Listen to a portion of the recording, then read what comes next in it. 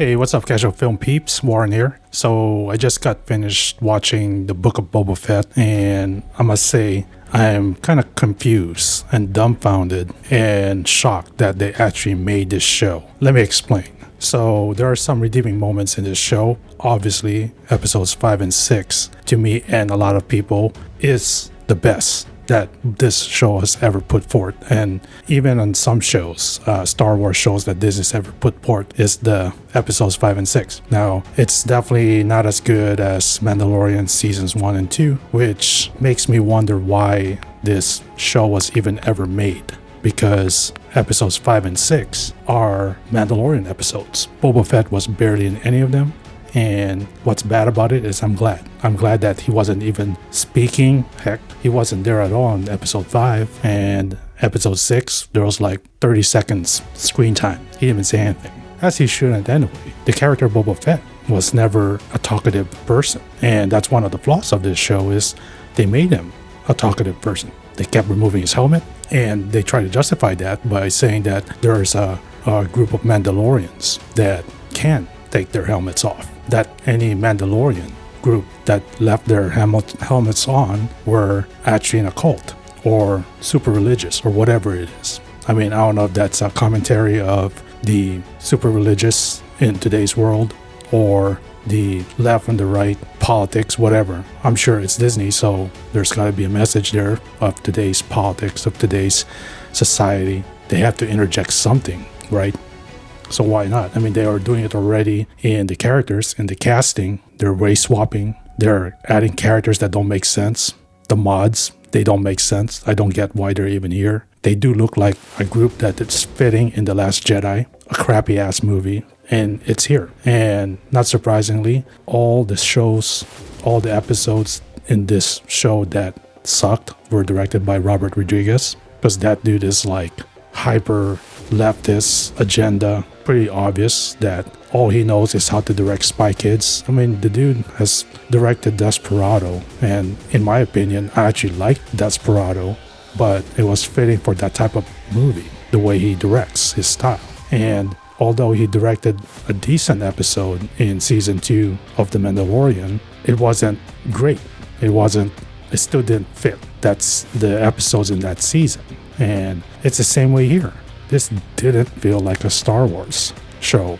And I am not surprised because from the very beginning, I thought that, okay, there's some promise in this. I like the music. That's the only thing really good, aside from episodes 5 and 6, that is consistently good throughout the show is the music, the score.